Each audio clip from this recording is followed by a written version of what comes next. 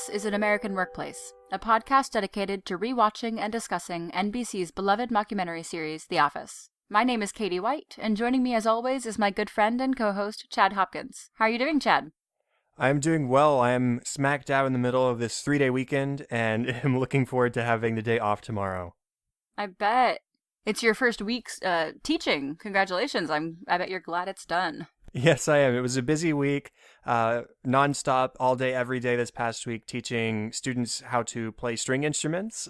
But it was fine. It was good. I'm looking forward to the rest of the year. But this 3-day weekend is already very well placed after that first week.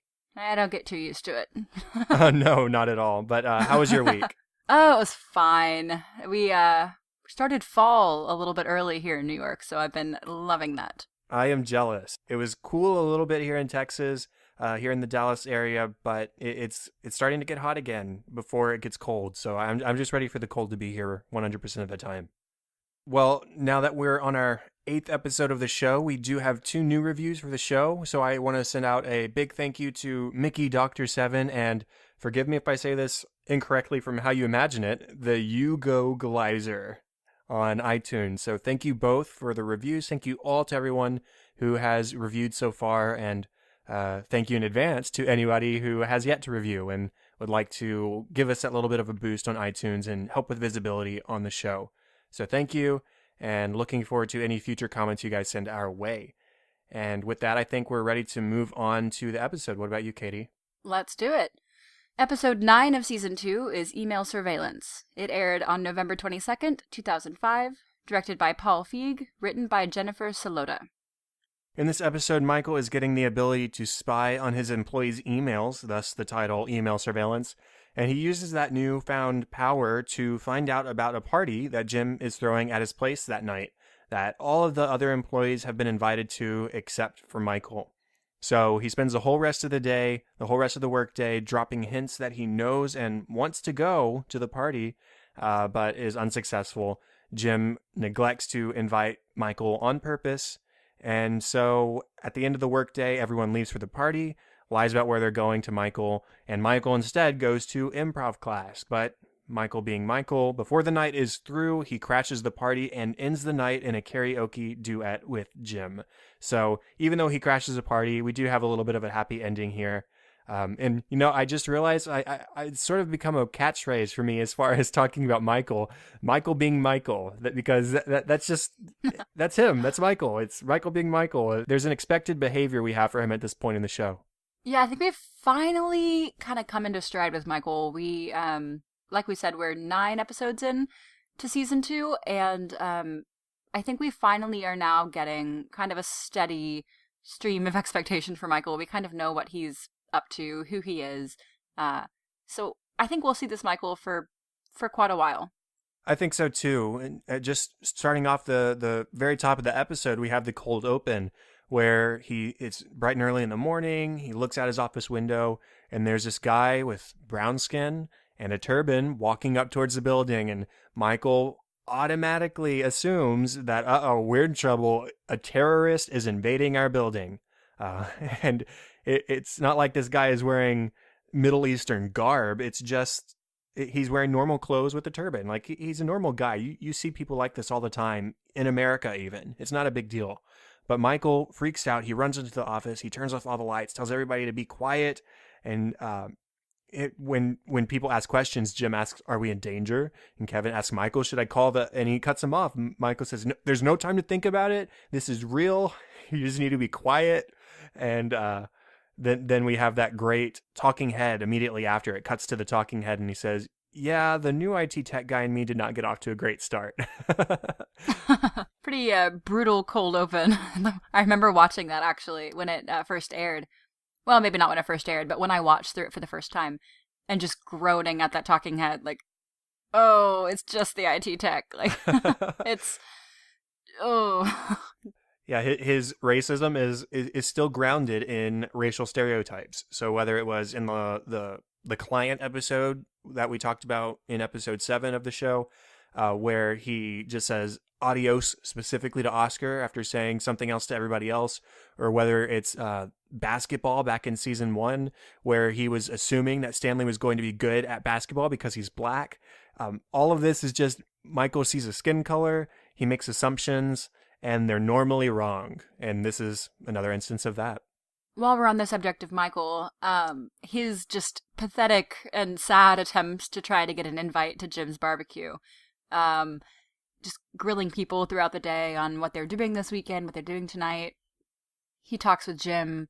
Hey, are you doing anything tonight? If you're not, I'd love to hang out. And Jim says, oh, I actually have plans. And Michael says, oh, yeah, me too. I have improv.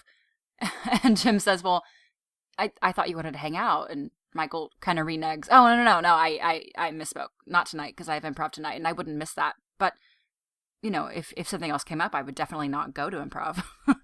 And he's just so clearly bummed, and his feelings are hurt about not getting this invite, and he's just not veiling his attempts to try to get one.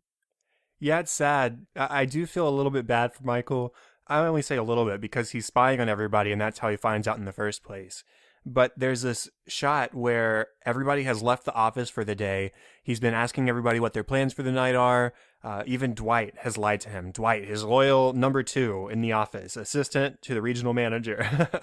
Dwight lies because Dwight thinks it's a surprise party thanks to Jim. And so Dwight says, well, I'm going to soccer practice. No, I'm going to clarinet practice or whatever. And Michael is just left there, standing in the office by himself. Nobody to go hang out with. He's going to improv class, but I mean, he doesn't really know those people. It's sad. It's a sad moment because he's all on his own and completely left out of this social gathering that everybody else is going to together. And then we see that again at the end of the episode when Michael's leaving improv and they're all planning to go to the bar together and he's not included again. And that kind of bookend of the episode is well done and really painful to watch Michael just get disincluded again and again, and that seems to be a theme for him. He's probably a pretty lonely guy. It's very nice of Jim at the end of the night when Michael does crash the party, and he says, I've got dibs next on the karaoke, and of course, Michael brings up a duet on the karaoke machine because he wants to involve somebody else. He doesn't want to be up there by himself again. He wants to involve somebody else in this, and ideally, he'd be singing with Pam or with another attractive female in the office.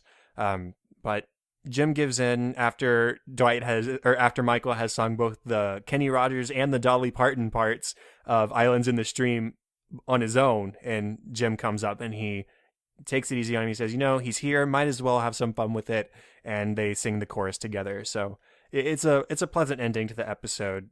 And that Jim wasn't so standoffish, wasn't so opposed to having Michael there that he just completely ignores him when he does show up. It reminded me of the Chili's episode a bit of the Dundies, where the office kind of rallies behind Michael and sticks up for him. And yeah, Michael wasn't invited to this party, but, he's here. I think what's going through Jim's head is, I don't want him to make a fool of himself. I'll go sing the duet with him so he doesn't get rejected 3 times in one day.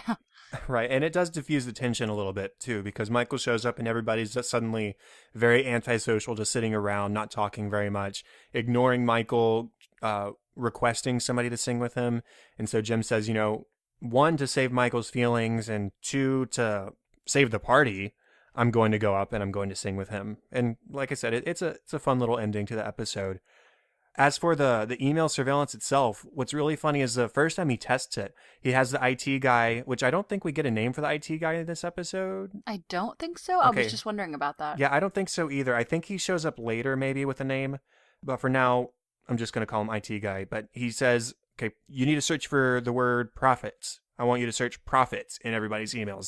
See what they're talking about as far as business goes. And he says, wait, never mind. Search Michael Scott. Search boss, search funny. And so he turns it into a selfish thing automatically. And that ultimately leads him to finding out about the Evite. One of his more desperate attempts of trying to convince Jim to give him an Evite to the party is when he joins him for lunch. And he's eating his cup of noodles and he says, oh yeah, this reminds me of college. This is my lifeblood. And I remember partying with both the students and with the professors, and they were the most fun part. We always invited the professors. He's dropping these heavy hints. Yeah, I'm the boss, but I can go to a party too. I mean, come on, guys. It's not a big deal. And the whole time, Jim just keeps giving the camera these direct, uncomfortable glances. Super thinly veiled attempt. And everyone knows what he's up to, and, everyone's just quiet, eating their lunch, trying to avoid the subject. So there was a nice moment, a nice little through line for Dwight and Angela this episode. At the very beginning, when they're talking about email surveillance, and Dwight says to Angela, just so you know, if you have any sensitive emails, they need to be deleted immediately. And of course, Pam catches on to that, and she alerts Jim and the camera crew, which is, I think, one of the first times that we direct our attention directly to the camera crew. We treat them as a character a little bit in this episode. But at the very end of the episode, we see Dwight and Angela's shoes stacked on top of each other as if, they're making out, which I thought it was also clever that they snuck in 2 shots in the episode where we get to see both Dwight's shoes and Angela's shoes, so that when that scene comes at the end of the episode, we know whose they are. Yeah, I hadn't thought about seeing the individual shots before so that you could figure it out. I mean, you just assume at the end that it's them anyways, but the fact that we were able to see close-ups of their shoes, and they even make a joke about Dwight's Birkenstocks and how he keeps a pair in his car for special occasions. Right. So we do know exactly, for sure, rather than just assuming. That's a good point. And then we see Angela's pink plaid shoes when she gets sap on her feet. Oh, yeah, that's right. That's awesome. So we see the Birkenstocks and the pink, and we go, oh, okay, yeah. Which I think is our first bit of solid evidence that they're a thing. Yeah, they talked about, when I say they, the people who make the show were talking about Dwight and Angela becoming a thing in future episodes. In one of the commentaries from last week, when we talked about either the client or performance review, they were talking about, we haven't gone that direction fully yet, but it's coming soon. And so this is our first time saying, yep, Dwight and Angela are a thing, apparently. And that storyline leads Pam on her own adventure during this episode, where she has heard that line about deleting emails. And so she makes it her mission to find out, hey, is there something actually really going on here? And so, as you mentioned, she even mentions it to the camera crew. And so she goes to Dwight first at his desk and asks him this hypothetical question about a friend she has who's interested in 2 different women at work. One's this tall brunette and one's this short, judgmental, blonde girl. Very clearly Angela. But Dwight doesn't pick up on those cues. She asks him, which of the women should her friend choose? And Dwight doesn't give her the answer she wants. Says, does your friend have access to their medical records? Which makes me wonder if Dwight has access to their medical records, which I guess he does, given his little talking head. Yeah, in his talking head, he does mention that as a volunteer sheriff deputy, he has access to people's medical information and their psychiatric records. And he says, Lackawanna County has a huge number of yeast infections. And then he says the most ridiculous thing. Maybe it's because we live downriver from that old bread factory. Detective. Yeah. Detective Dwight to the rescue. But then, anyways, Pam gets back to the break room and she bumps into Angela, and Angela is buying something from the snack machine, and she asks, hey, Angela, are you taking anybody to the party at Jim's tonight? And just trying to make casual conversation, see if she'll reveal anything that way. And after Angela has bought her snack, Pam goes for the vending machine trying to buy her own, and Angela says, hold on. And she buys another one. And Pam gestures to the camera. She's buying 2. She's buying 2 snacks. And so Angela walks off, and then later, this is why it's significant that Pam enlisted the camera crew to help her out. The camera runs up to Pam's desk, lowers down to the desk level, and then gestures over to Dwight, who is eating one of the snacks. It's a Baby Ruth bar that Angela bought from the vending machine. And so she goes, oh, yes, thank you. And that is significant. Like you said, this was one of the first times we really had acknowledged directly the camera crew and the documentary crew.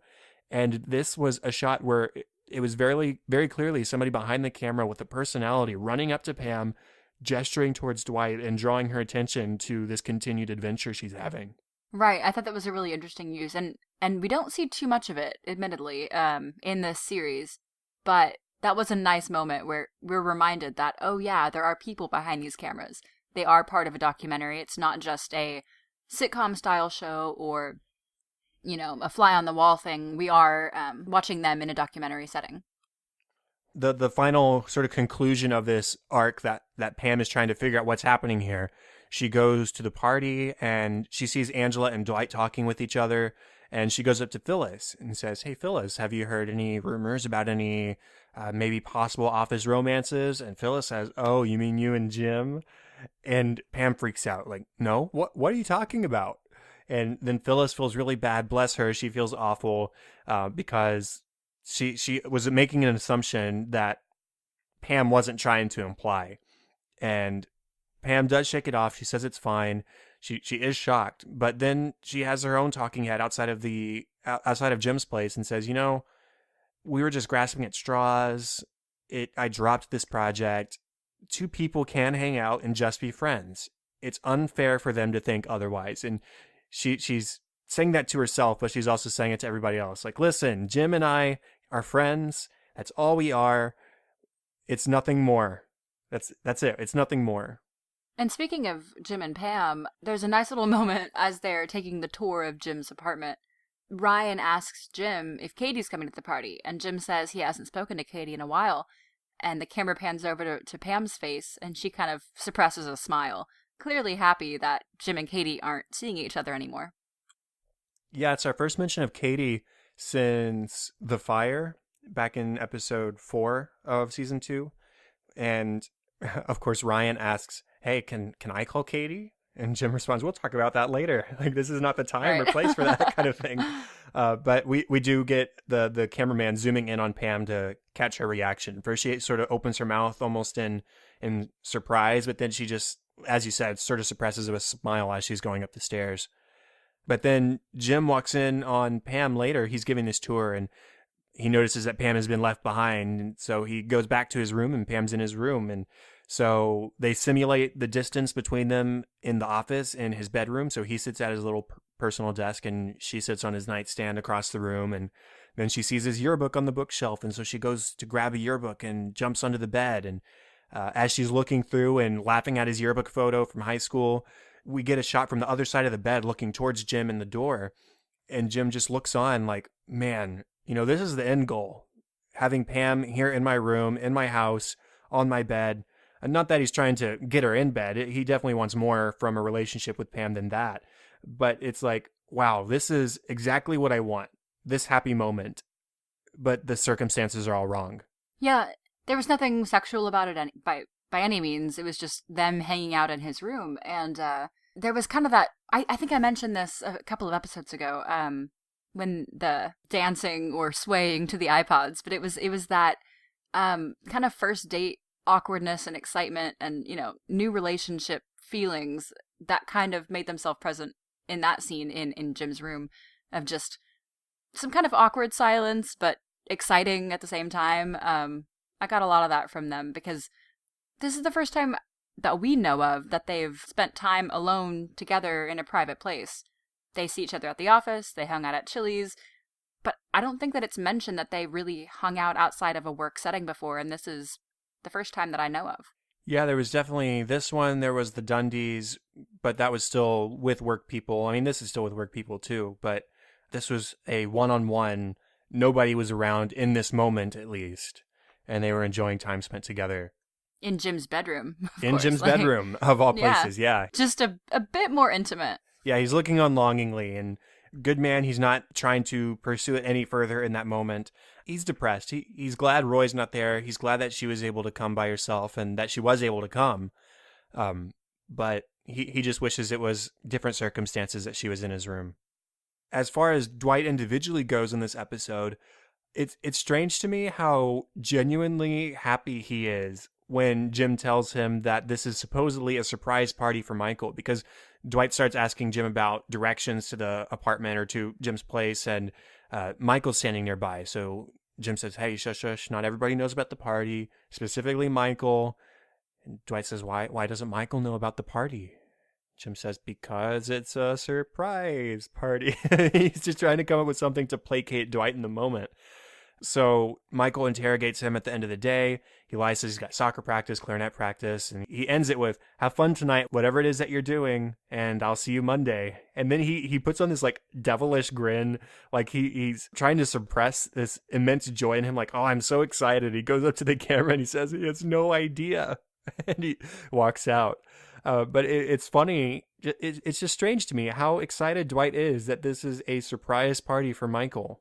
I was watching the episode again right before we did this, actually, and I got the weirdest feeling that at the beginning of the episode when Dwight is saying, like, "It's my job to protect you, and what if something were to happen to you? I need to know so you can pass on the important information to me." He almost treats it like a marriage in some ways, like his spouse was dying and he needed to know, the important information so that he could carry on the office. I don't know, like, he's so unhealthily attached to Michael.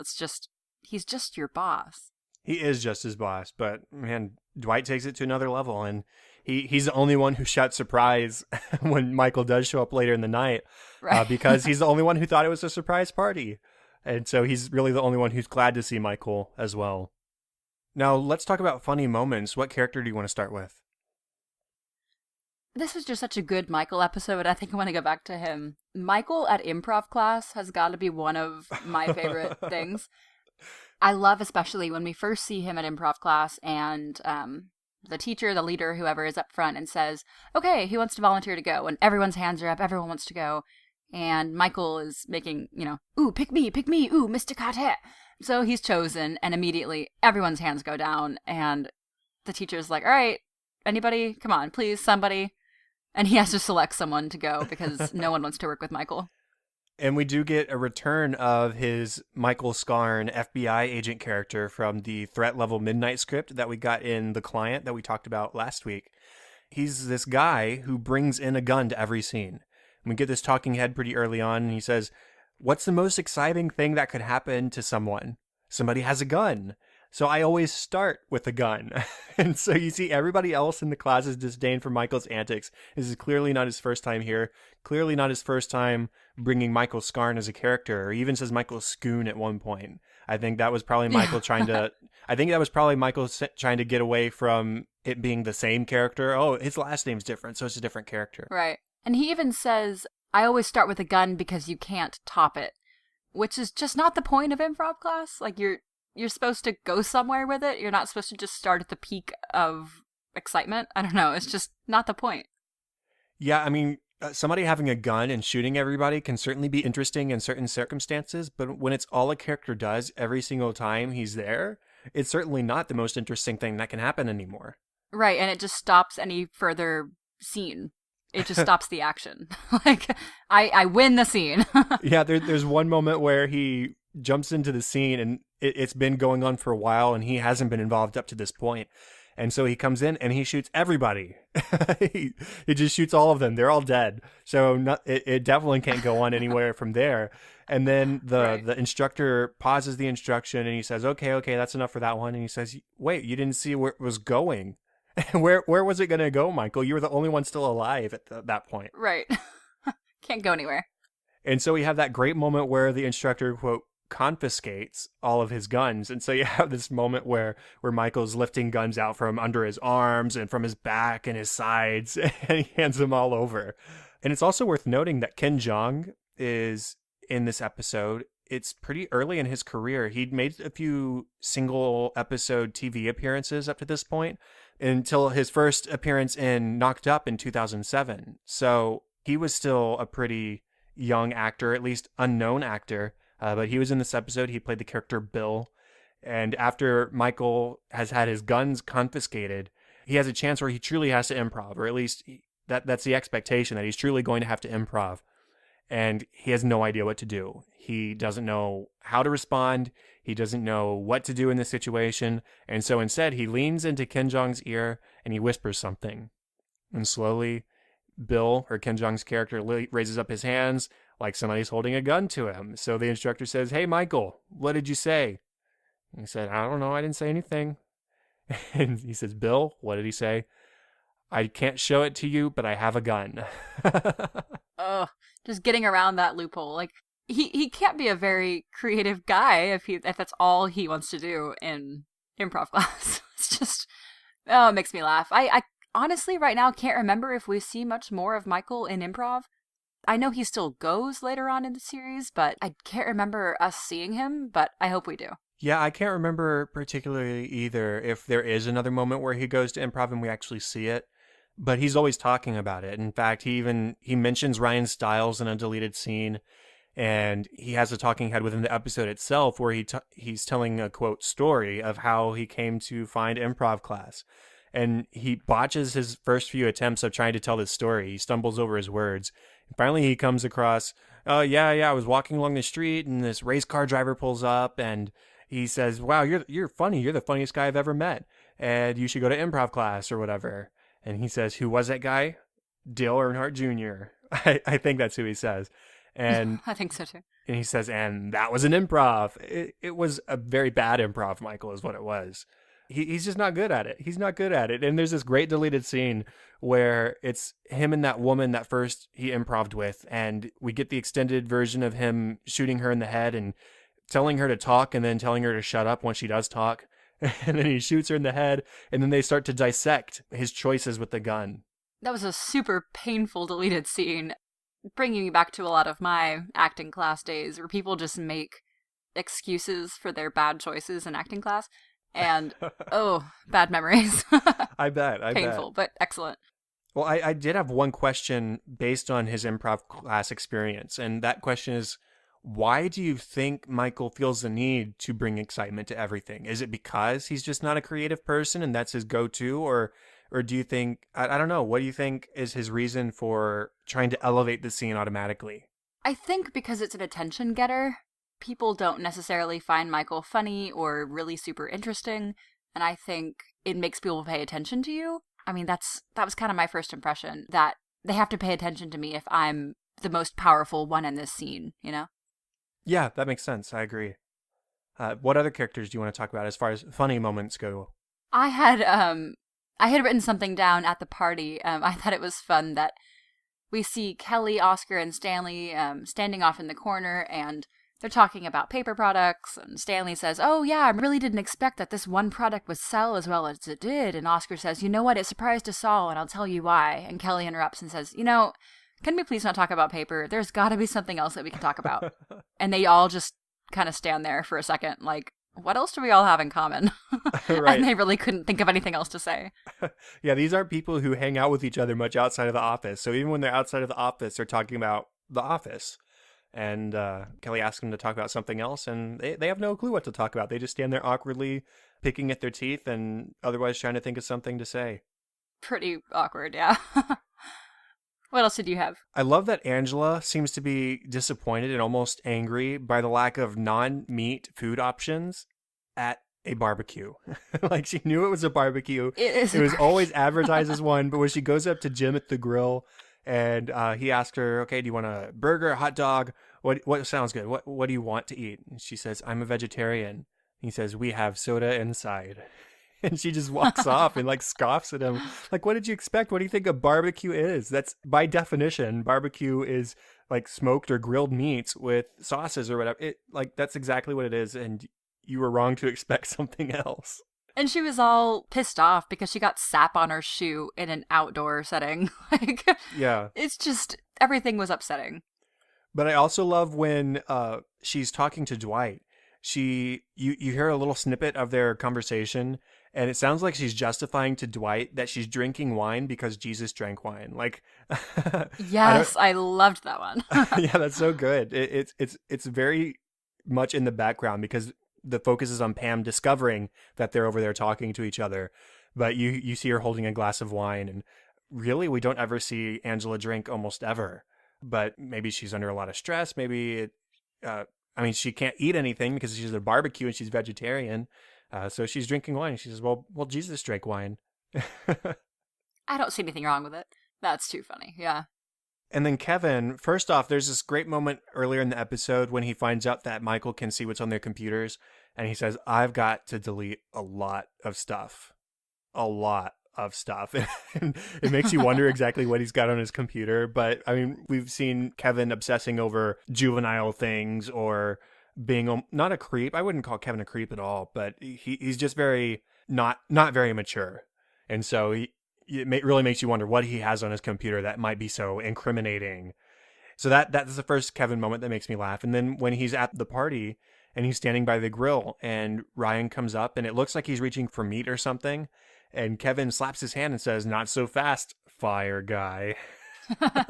So he brings back the joke from episode 4, The Fire, where Ryan has a thing now. As much as he didn't want to have a thing here, he's got a thing. He's a fire guy still. And we get an extended version of that scene in the deleted scenes when it was actually a setup. He's asked Ryan to come over and says, "Hey, you should turn up the fire on the grill," or something like that. And after he says that, that's when Ryan reaches for the grill, and that's when he slaps him away and says the fire guy joke. And then he's so proud of himself in this deleted scene, and he turns and he yells to Kelly, "Hey, Kelly, I just called Ryan fire guy." She says, "That's great, Kevin." And then he turns and he's laughing at himself, and he turns to Stanley and he says, "Hey, Stanley." And then Ryan says, "He just called me fire guy. Like, come on, Stanley, be on my side. It's not that funny." But then Stanley actually laughs and says, "Oh, good one, Kevin." He's never going to escape that. Yeah, and then the last Kevin moment was just an interesting tidbit kind of thing, because he's singing at the party. He's the first one we see playing or singing karaoke, and he's singing Gloria Gaynor's "I Will Survive" very poorly, which is funny because we do know at this point that he's in a band in some capacity. It was said in season 1 that he was in a Steve Miller tribute band, and we hinted then when we were talking about that episode that changes. He's still in a tribute band, but it's for another artist. We still don't know what that new artist is yet, so I won't say it. But it makes you believe this moment here where he's singing badly, it's either a really bad band or hopefully he's not the lead singer. Yeah. I just wanted to mention that, and I'll leave it at that for now. So as far as deleted scenes go, this had some pretty good ones. I think my favorite one was with Michael and the IT guy, and they're in Michael's office setting up the email surveillance, and the IT guy says, "Is there something you wanted to ask me about? Maybe about my turban?" And Michael says, "Oh, no, that doesn't bother me. I actually have a turban myself that I wear sometimes."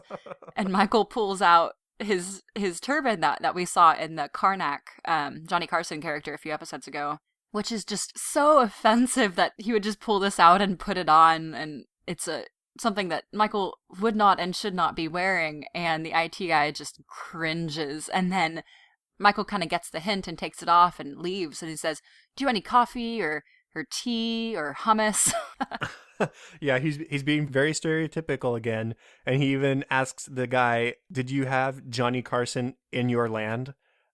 Like, you mean Pittsburgh? I mean, Michael. yeah, but I didn't watch him because I'm quite a bit younger than you. I watched Conan. Right. That scene made me laugh a lot. That was a good one. There's this really short one where Pam and Jim have a sympathetic yawn, and then Jim sees that the camera's watching, and he says, "Oh, well, yeah, that happened."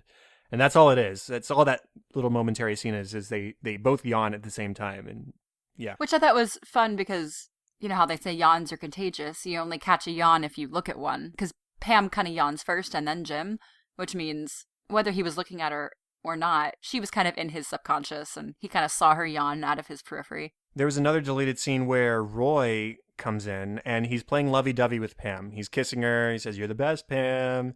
And he's wanting to ask for permission to go play poker at Lonnie's house tonight. So that's why he doesn't go to Jim's party, is because he's asking for permission to go to Lonnie's house instead. Pam says, okay, but I might be late tonight. And he says, "Oh, good. Don't wake me, because I'm playing ball in the morning." So not only is he not going to this party to spend time with her, he also doesn't want her to at least wake him up to say goodnight or missed you or talk about their evening or anything like that. It's just, don't wake me up. I'm playing ball in the morning, so I'm going to leave you again tomorrow. But for now, I'm going to be lovey-dovey so I can get permission to do this thing that I want to do on my own. He's the worst, Katie. Roy is the worst. Roy. Ugh. I'm glad I can't say that I know any Roys too personally. Oh, me neither. I'm glad, because I don't know if I could handle it. So I think that leads us into our discussion topic for this episode. So in this episode, we saw a lot of potential or actual office romances, office hookups. Who do you see in the office that isn't necessarily mentioned as being in a thing, but who do you see could potentially be in a hookup or a romance? Well, I don't know. Kelly and Dwight have been a kind of thing up to this point, but here in this episode, all of a sudden, Dwight and Angela are doing things together. Now, maybe it's hard to do this without mentioning things we know to come. But, Right, right. we know Stanley is married already at this point and has daughters and all that kind of stuff. But him and Phyllis seem to get on really well. So a first time viewer might look at them talking together, sitting across from each other all the time, seeing each other at work every single day. Maybe they might do something in the future. And then Ryan. I'm trying to think who I would pair Ryan with without. I don't know. You see Without my giving conundrum? anything away, yeah. Yeah. What kind of pairings do you have? I had the same thought about Phyllis and Stanley, even though we do know Stanley's married. They just are both kind of quiet, of the same, I don't know, spirit of person. So I had that same thought. And then there's no real basis in this. I just feel like they might have a thing. Meredith and Creed. I would love that. Right? They're both just kind of like weird. Of course, we haven't seen Meredith in her true form yet, but nor Creed really. But they're both very interesting characters, and that would be a really fun relationship. Yeah, that would be pretty funny. And I'd love to see Toby with somebody too. Whether it was with Toby. Meredith, maybe. That's the only one I could really see him with. We I don't do know. see hints of him having feelings for other people in the office later in the show, but I don't really see that pairing ever working out. I don't know. No. I don't know. Huh. But it is something interesting to think about. Even like somebody like Oscar, who would you pair him with just within the office right now? Knowing what we know, maybe with, and this is going to seem far-fetched, but maybe with Angela. Knowing what we know right now, I might actually pair him with Angela because they are sort of the parents, as we mentioned before, of the accounting team. They seem to get along pretty well. And actually, now that I say this, I don't think this gives anything away, but they become pretty good friends by the end of the series. So They do. Yeah. So I could pair them together. Okay, yeah, that works for me. But I really like that Meredith Creed idea. Yeah. I think that would be far more interesting anyway. Well, let's go ahead and move on to Christmas Party, episode 10 of season 2. It aired on December 6th of 2005, was directed by, I believe, first-time director for the series, Charles McDougall, and written by normal writer Michael Schur. So in this episode, the party planning committee is planning the annual Christmas party. Michael wants to go above and beyond this year, so he provides funds for the party planning committee. There's a secret Santa scheduled. Jim gets Pam, which he's really excited about. He gets her a gift full of inside jokes, including the yearbook picture from email surveillance. However, Michael decides to switch Secret Santa into Yankee Swap or White Elephant Exchange or Nasty Christmas, whatever you call it, at the last minute.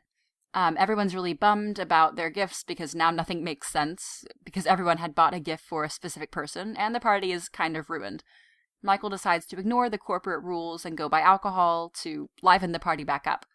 Pam, who ended up with Michael's expensive iPod, trades with Dwight so she can have Jim's gift back.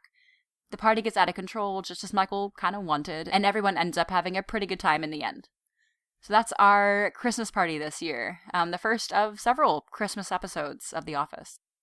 Yes, and this is probably the most classic of all of them. In fact, there's a couple of small story details in this episode that last literally until the last episode, or at least the second to last episode. So yeah, this Christmas episode, one, because it's the first one, and two, just because it is such a classic one, always stood out in my mind. I was telling you earlier, I don't have a whole lot of like detailed notes for this episode because it's just a lot of, it's a fun episode. It's a great episode. But I just don't get as many smaller character moments from this. That being said, Michael is on like 1,000% in this episode. He's having a lot of fun, whether things go his way or not at first. We find out that he got a big $3,000 Christmas bonus because he fired Devin. And so he decides to contribute extra money to the Christmas party so that they can get more decorations and food and all that kind of stuff. And as a gift for the Secret Santa, he buys Ryan a $400 iPod, despite the $20 limit that everybody had set for their gifts. He has this talking head where he says, giving presents is one of the best ways to tell someone how much you love them. It's a tangible way to say, I love you this many dollars worth.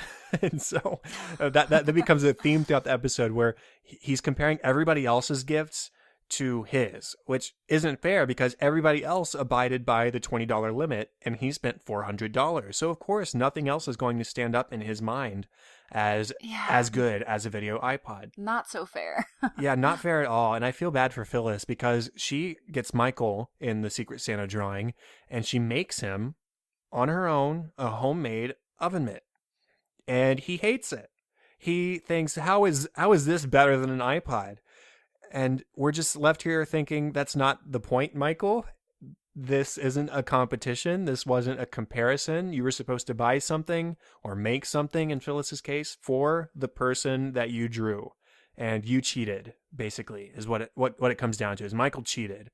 And because he doesn't think the oven mitt stands up to the iPod that he bought for Ryan, he decides to turn it into something where he can maybe win something better out of this deal. It's really cruel. Like, Angela even makes a comment when Michael first introduces Yankee Swap, as he calls it. Yankee Swap. She makes a comment, that just sounds kind of cruel. And he says, no, it's more fun this way. It's more special this way.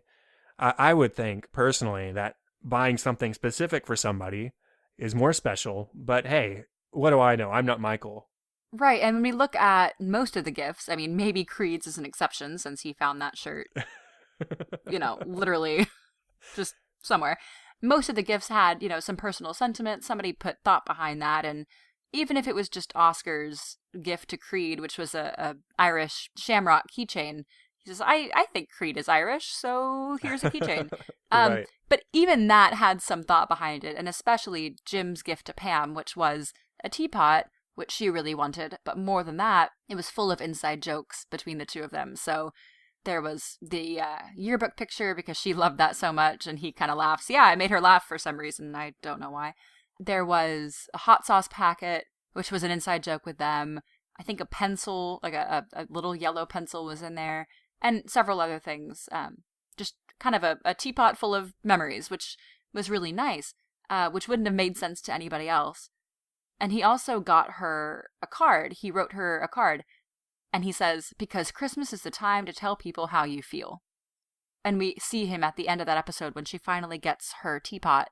He slips the card away and puts it in his pocket. So we're left wondering what was in that card.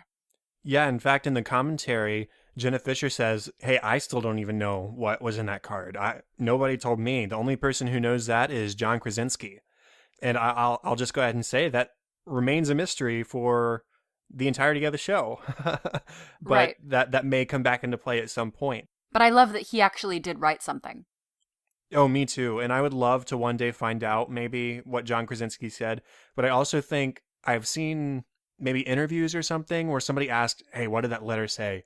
And John says, some things I just want to keep a personal thing. And that was a personal thing between me and Jenna Fisher. And that's that. And I respect that as well, that they had a good enough working relationship in the show that they would want to keep it a secret just between the two of them. Right. That's a nice moment. But, Michael, he says this $3,000 Christmas bonus, he says something good came out of firing Devin after all. And he says, maybe I should call him and tell him that.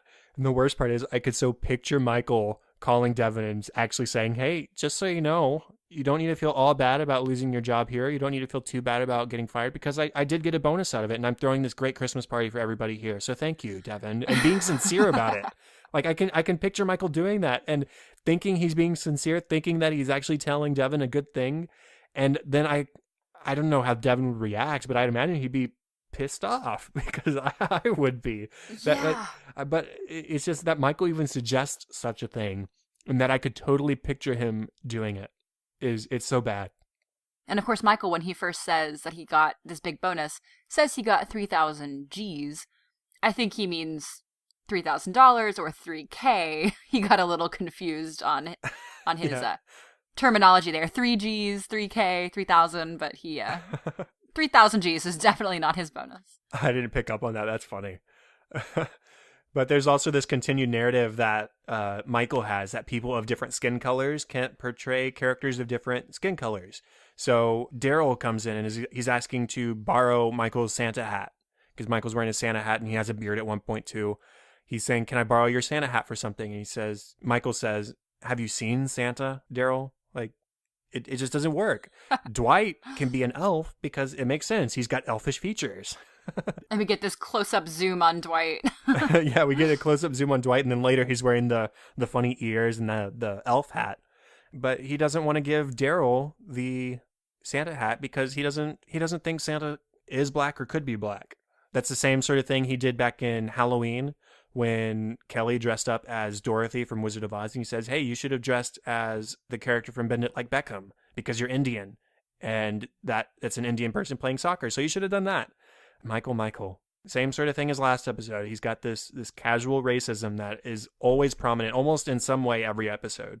It really does. I'm not sure we've seen an episode pass where there's not a racist moment, honestly. Yeah, even a tiny one, like in The Client when he says adios to Oscar on his way out the door.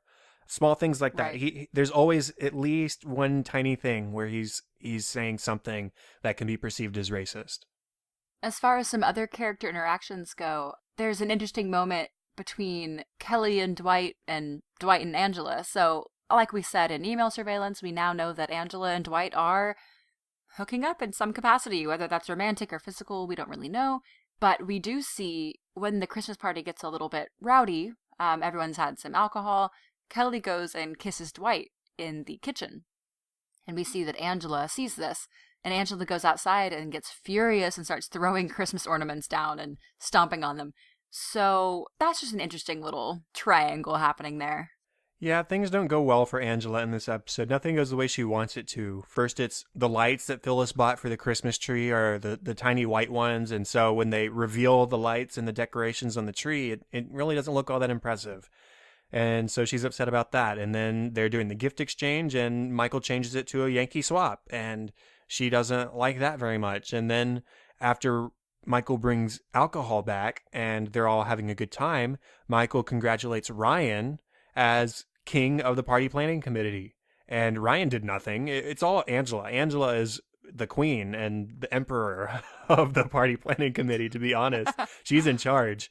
And so for Michael to give all that credit to Ryan just because he has this sort of man crush on him, that makes her mad. And then the icing on the cake for her is that Kelly kisses Dwight. And so she goes outside, she's throwing ornaments and smashing them in the snow, and it's tough.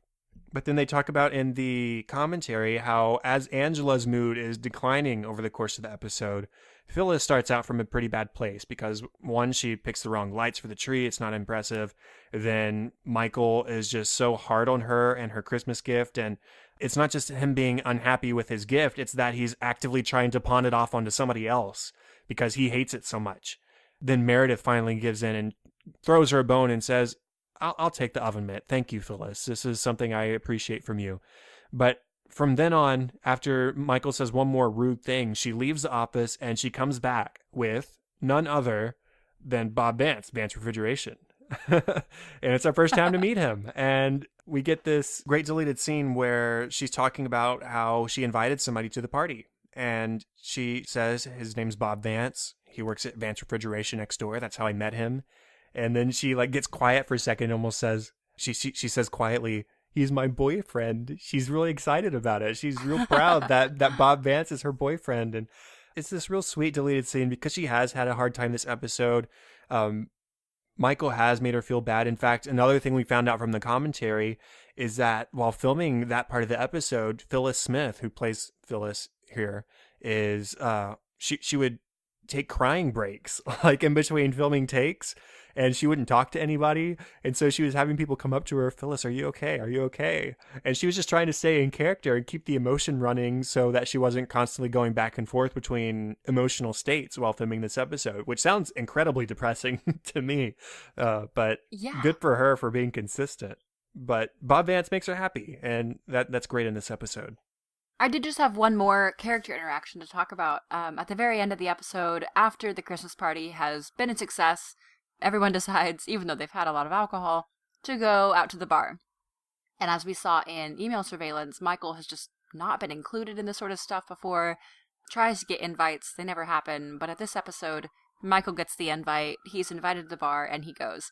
And thought that was a nice touch, because he's finally done enough right, and he's actually gotten better as the episode went along, and he was still goofy, and he was still Michael, but he didn't piss anybody off enough that day that he got invited. I think everybody recognizes that he was trying to make amends. So when he brings back the alcohol, yes, alcohol can liven up a party in a certain way, but he's also including everybody. So he takes shots with Meredith and, is it Ryan and Phyllis? They take shots together. And so even though he was giving Phyllis a hard time earlier in the episode, he's making an effort to include her and to be nicer to her and to have a good time with her. And he just does turn it around. He takes this party that he ruined, and not necessarily because of the alcohol, but because of how he behaves and how he treats everybody when he comes back with the alcohol. He's just sort of a different person and is treating everybody better. And so he's included. It's really a lesson that Michael should take away from, but I don't have high hopes that in the future he'll be learning from that lesson. Yeah. He makes amends with Daryl as well, by finally letting him be Santa, which was good, because at the beginning of the episode, Daryl, who is black, could not possibly be Santa. So he grew. That was nice. He did. And just because you mentioned Daryl, I wanted to mention, we get a snippet of this in the actual episode, but there's an extended deleted scene where Kevin is rapping and Daryl is in the background just so psyched up and bouncing his head and waving his arm and so excited for Kevin. And I looked up the song by the lyrics. He's rapping to Run DMC's Christmas in Hollis. And Daryl is just so psyched up. And of course, Kevin is just like deadpan delivering this rap because he's not an exciting person. But I just love that moment and how excited that Daryl is in the background. Yeah, that was pretty fun. So I think that's all we have for character interactions. As far as funny moments, Chad, what did you have? Well, starting off, you have the cold open. I said Michael's really joyful in this episode a lot of the time, and it starts off with him and Dwight bringing in this huge Christmas tree. And they start carrying it in one way, and Michael says, no, Dwight, we're going to break the branches that way. So we back it out, and we turn it around, and we pull it in, and Merry Christmas, everybody. And they heave up this Christmas tree, and it launches itself into the ceiling tile and knocks it askew. But he's just so excited that, hey, he's got this giant Christmas tree for everybody. Then when the party planning committee is meeting and planning the party, he walks in, he's got his Santa beard on, he's got the Santa hat on, and he points to each of the women, and he says, ho, ho, ho. And then Ryan's in there. And so he calls him a pimp. It's just a funny play on words. Like that's actually funny, even though it's rude. It's definitely rude. But it is a funny sort of play on words for Michael. Regarding the Christmas tree, I liked, because it was too tall, they had to chop off the top of the tree to make it fit. Of which Michael says, this will make a perfectly good mini tree. But Kevin has to cut the tree with a paper cutter. They're using like a chop paper cutter, and he's just hacking away at the top of the tree. Takes forever, I'm sure. It does. And then Michael says, we're going to sell this to charity because that is what Christmas is all about. We're going to sell it to them. We're not just going to give it to them. They have to buy it. And it's this pathetic little tree, and Kevin gives this little half smile as he holds it out from to his side. Not even 2 feet tall, yeah. Right. There's that's what she said joke related to the tree as well in this episode, where Kevin says, why did you get it so big? And so Michael says, that's what she said. And then we get the great reverse psychology quote from Michael in this episode as well, where he has the oven mitt. He's trying to convince people to take it from him, buy a Yankee swap. And he's saying, oh man, look at this craftsmanship. A lot of love went into this. Wow, it's just beautiful. And then Meredith, she's doing it to more please Phyllis than to please Michael, says, okay, I'll take the oven mitt. And he yells sucker at her. And he says, then he has this talking head where he says, reverse psychology is this awesome tool where basically you make someone think the opposite of what you believe, and that tricks them into doing something stupid, which isn't technically the correct definition of reverse psychology, but it worked for Michael, really. I guess. It's not what happened here, even though he thinks it, but it's funny. I guess he was using reverse psychology in a way to get her to take it, but the way he described it was not reverse psychology. No, not at all. But perhaps my favorite Michael quote from this episode is when he's decided to bring alcohol into the equation. So he goes to the liquor store and he has 15 bottles of vodka on the counter that he's buying to bring back to the office. He goes to the guy behind the counter and he says, "You're the expert. Is this enough to get 20 people plastered?" Yeah. The guy responds, That 15 should do bottles it. of vodka, that'll do it. It's Yeah, like, that yeah, should do Michael, it. you've almost got a 1-to-1 ratio of bottles of vodka to people. I think that's enough. That's enough to get everyone alcohol poisoning. Yeah, that'll do Yeah, it. it is. What other funny moments in this episode for you? I think with Michael, my last big Michael moment was at the very end, right as the party's winding down.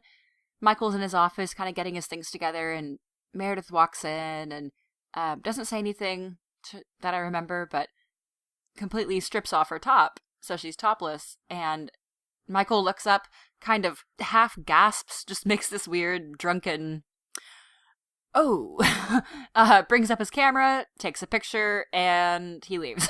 Just Right.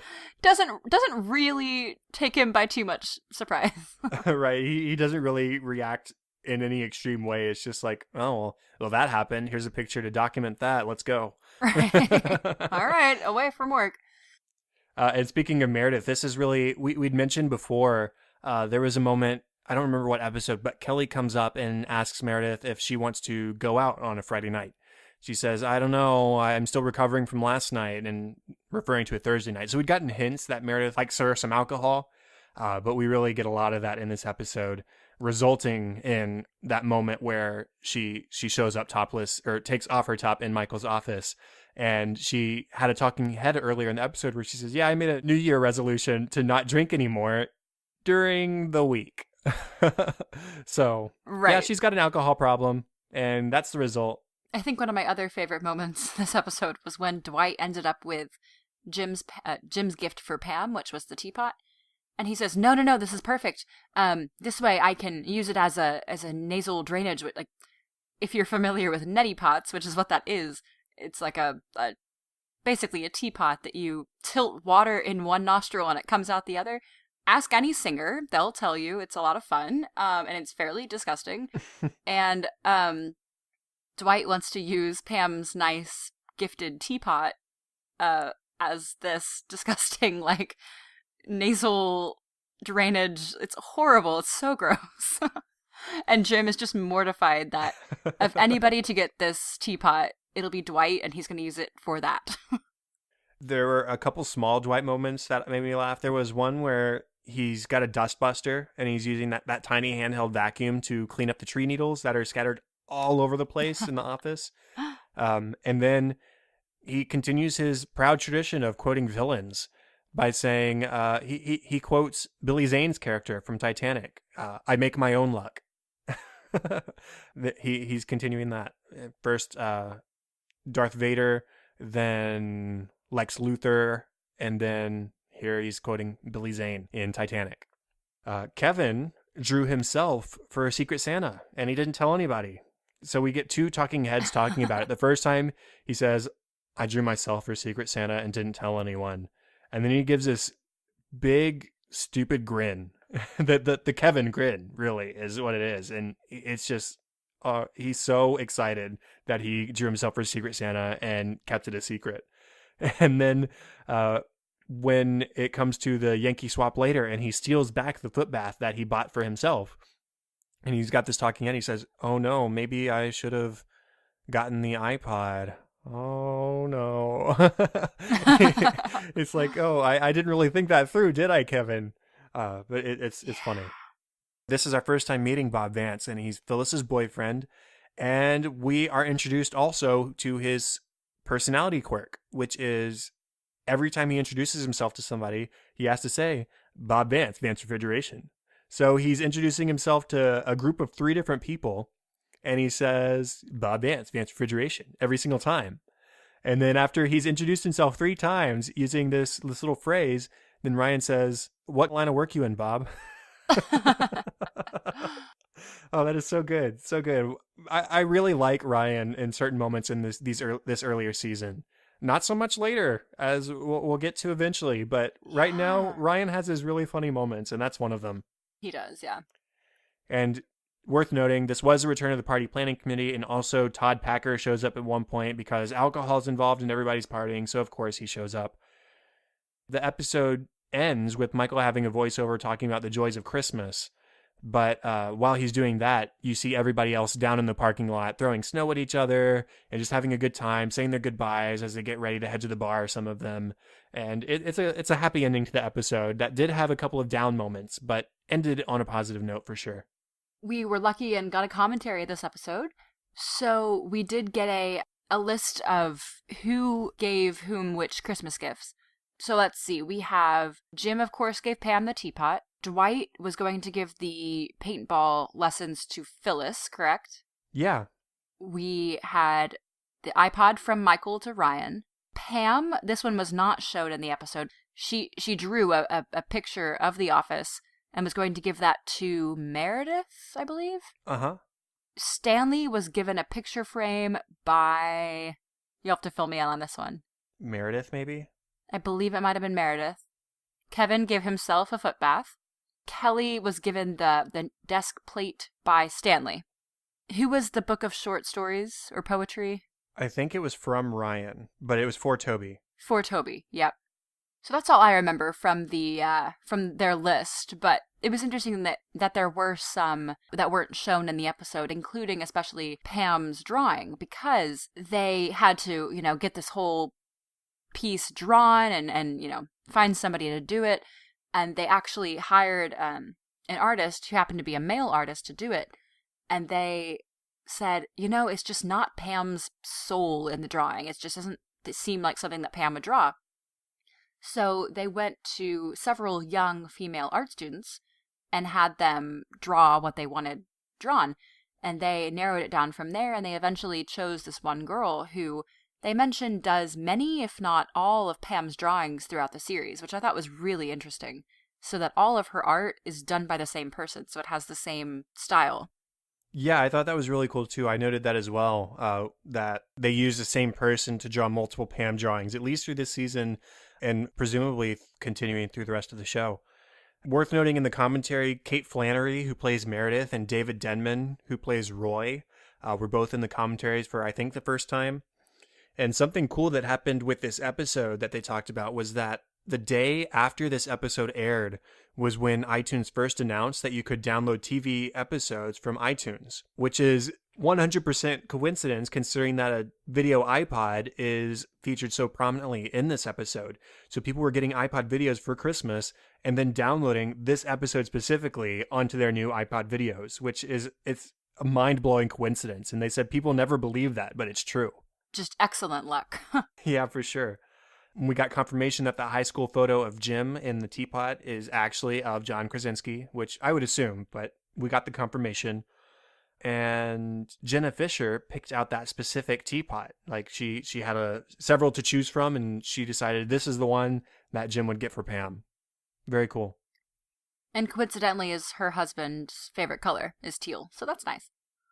I forget which of the men speaking on the commentary it was, but the Christmas tree lighting, I believe it was Michael Schur, that he and his then girlfriend, now wife, were spending Christmas together, and they bought the little lights for the tree, and they did this big reveal, and it was disappointing, just like in The Office, so they went and bought a million more lights and put them up, and so that was based on a true story.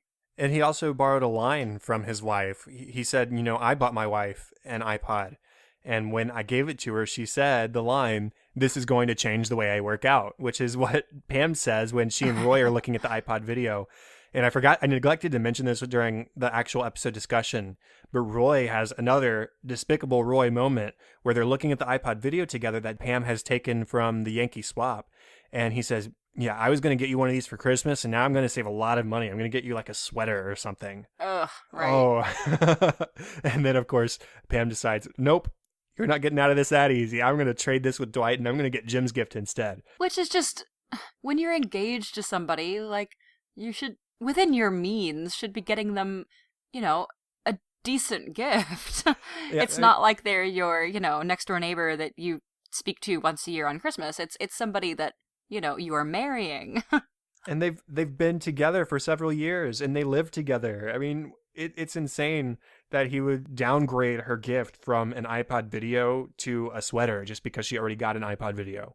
I don't know, like when I think about giving gifts to my loved ones, it's like all within a same budget. If I'm going to give somebody, say, an iPod video, oh, but they already have one. Okay, I'm going to stick in that budget and not get them a t-shirt. It's just Yeah. a little insulting from Roy.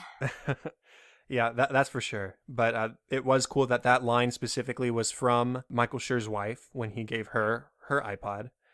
And the last thing I had noted from the commentary was in the script, Michael Schur had written the line, "What's up, nerds?" for Todd Packer's introduction to the episode. And instead, David Koechner, or I never know how to pronounce his last name, David Koechner, he said it instead as, "What's up, my nerds?" which he said is a million times funnier. So I'm glad that David Koechner took it and made it his own. And he just added that one little syllable, that one little M apostrophe, basically, and made that line so much funnier. As far as deleted scenes, it is revealed that Creed used to have a radio show in the 70s, which Creed Bratton, who plays Creed Bratton, does have a really, really interesting life. Creed Bratton was in a fairly famous band, and I'm totally blanking right now. The Grassroots. The Grassroots, yeah. So the actor himself has a pretty interesting backstory, and as we're learning now, Creed, the character, does as well. Yeah, I love that Creed, there's several characters in the show who are portrayed by people who share their names. You've got Oscar Nunez playing Oscar, you've got Phyllis Smith playing Phyllis, and then you've got Creed Bratton, who's actually playing a character fully named Creed Bratton. Nobody else shares a last name with their character. And so I love that he becomes a fictionalized version of himself over the course of the show, almost like Adam West did in Family Guy, where Adam West played Adam West in Family Guy as the mayor of Quahog. It's the same sort of idea. And so it's funny as the show progresses, we find out little by little more and more of Creed. And some of it is definitely related to his real life personality, but some of it is just like so much further than that. Totally off. Yeah, and this is that first extension of his character. You mentioned Kevin rapping earlier, and I wanted to throw out this line that they use in the deleted scene. "I'm the DJ because I really know how to heat up a party." And as you said, Kevin is not a super interesting guy. I wouldn't have picked Kevin to light up the party, but he is trying, and bless him for doing so. Yes, he is. And as I said, during that little moment where he's rapping Run DMC, it just brings me so much joy to see Daryl in the background having such a good time watching Kevin do this. Any other deleted scenes? Yeah, I think just the one more. Michael is talking about how much better his gift is than everyone else's, his $400 iPod. And Michael says, "It's such a great feeling watching other people envy a gift you gave to someone else. It makes you feel good." Just, because that's the spirit of Christmas, is watching envy on people's faces, of watching somebody else get a better gift. His idea of Christmas is a little skewed.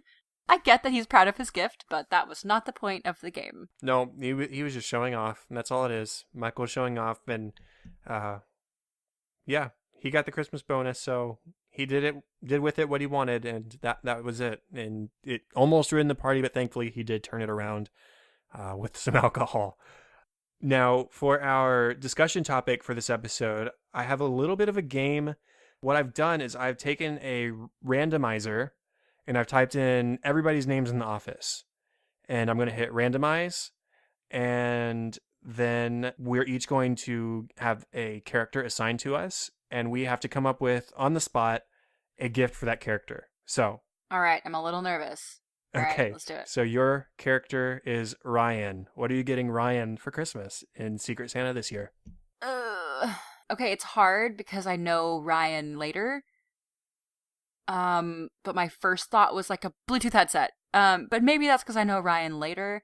Now, I don't know. He seems kind of bro-y, right? He seems like kind of like a frat guy. So maybe something, I don't know. I'd get him like a 6-pack of some fun, weird beer, maybe. I Yeah, don't like know. a foreign beer or craft beer or something like that. I could see him Yeah, being the kind of guy something. who likes that. Yeah. Okay, who's yours? Let's see.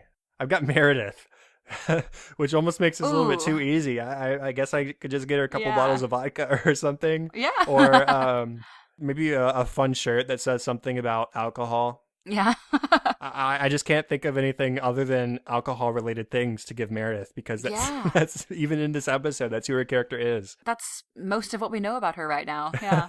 So that was a little too easy. Here, I'll go ahead and do it one more time. See if I can get somebody. Jim. Okay, so what would I get Jim? Which Okay. is something better than what Creed gave him, that old shirt. So anything. Yeah, anything basically.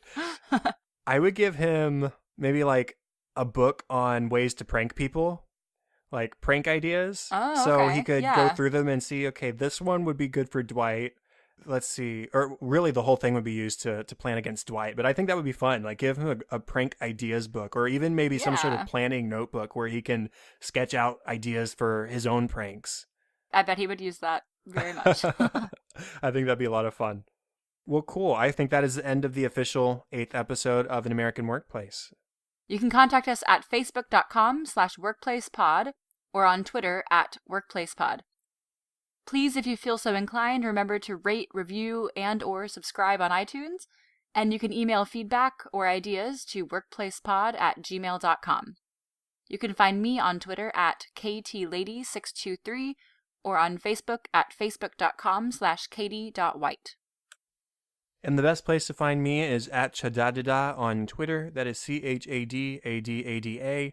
And then facebook.com/chad.hopkins. And all of our show notes and all of our contact information can be found at our website, workplacepodcast.com. That's all for this week. Thank you so much for joining us to watch one of our favorite shows, The Office, here on episode 8 of An American Workplace. Make sure to join us in episode 9 for our discussion of the next 2 episodes of season 2, Booze Cruise and The Injury. Thanks so much. Bye.